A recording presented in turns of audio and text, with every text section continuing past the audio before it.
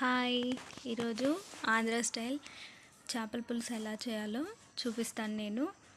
First చేప ముక్కలు తీసుకున్నాను. 1 కేజీ ఉంటాయి. వాటిలో రాక్ సాల్ట్ ఉంటుంది కదా, అది వేసుకొని బాగా క్లీన్ చేసుకోవాలి. చేపల పులుసు కోసం ఖచ్చితంగా వెడల్పుగా ఉన్న గిన్నె అయితే బాగుంటుంది, అదే తీసుకోండి. అందులోకి కట్ చేసుకున్న టమాటోస్, ఆనియన్స్, పచ్చిమిర్చి, కరివేపాకు కొంచెం ఒక దాని తర్వాత ఒకటి వేసుకోవాలి. ఇక్కడ ఒక దాని తర్వాత ఒకటి వేస్తున్నాను చూడండి.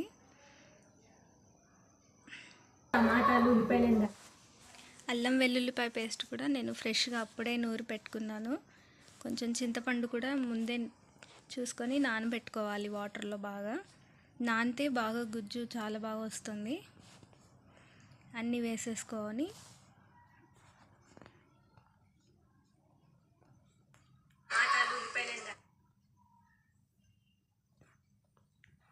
సాల్ట్ తగినంత చూసుకొని వేసుకోవాలి.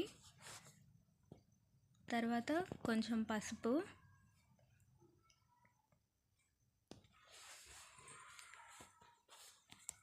సరిపడా కారం కూడా చూసి వేసుకోవాలి. పచ్చిమిర్చి కూడా వేస్తున్నాం కాబట్టి మరీ ఎక్కువ వేసుకోవద్దు. చేపల పులుసుకి ఎక్కువే ఉంటే బాగుంటుంది. నేను ఎక్కువ వేస్తున్నాను, ఇక్కడ ఒక 4 స్పూన్స్ దాకా వేస్తున్నాను. మీరు చూసి వేసుకోవాలి, ఎంత కావాలనిపిస్తే అంత. కరెక్ట్గా వీడియో షూట్ చేస్తున్న టైంలోనే పవర్ కట్ అయిపోయింది.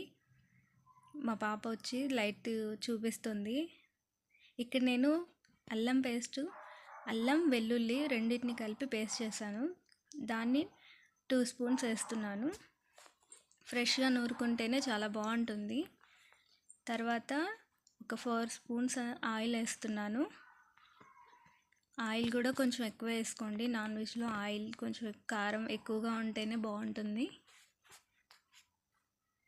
తర్వాత బాగా అన్నిటినీ ఫిష్ ముక్కలకి పట్టేలాగా కలుపుకోండి జాగ్రత్తగా, లేకపోతే ముళ్ళు ఉంటాయి, గుచ్చుకుంటాయి.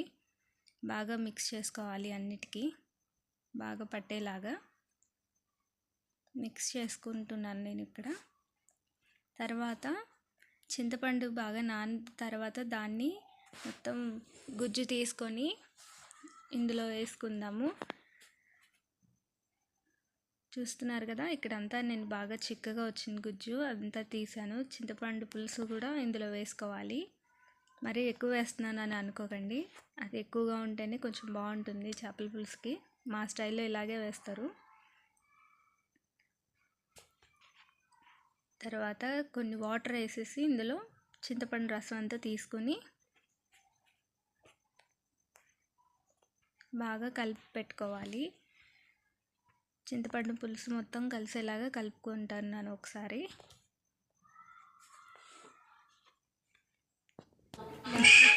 చూసుకొని బాగా కలిపి స్టవ్ మీద పెట్టేసుకున్నాను. మీడియం ఫ్లేమ్లో ఉడకనివ్వాలి బాగా, లేదంటే అడుగు మాడిపోతుంది. ఒకసారి సాల్ట్ కూడా చెక్ చేసుకొని వేసుకోవాలి.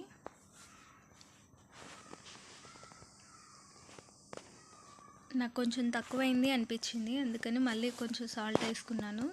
ఎక్కువ కలుపుకుండా కొంచెం అలా అలా కలుపుకోవాలి, లేదంటే చేప ముక్కలు అన్నీ కూడా విరిగిపోతాయి.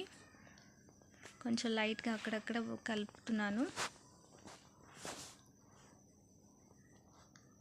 మూత పెట్టేసి కొద్దిసేపు ఒక 10 మినిట్స్ అలా బాగా ఉడికిన తర్వాత మళ్ళీ ఒకసారి తీసి చూస్తే ఈ విధంగా పులుసు మొత్తం దగ్గరికి అయ్యి ఉంటుంది. ఒకసారి మళ్ళీ చూసుకొని అన్నీ కరెక్ట్గా ఉన్నాయా, అన్నీ ఉప్పు కారం అన్నీ సరిపోయా లేదో చూసుకొని మనం కొత్తిమీర యాడ్ చేసుకొని లాస్ట్లో స్టవ్ ఆఫ్ చేసుకోవాలి. చేపల పులుసు అప్పటికప్పుడు తినడం కంటే కూడా నెక్స్ట్ డే మార్నింగ్ తింటే చాలా బాగుంటుంది. స్టవ్ ఆఫ్ చేసేసుకుంటున్నాను.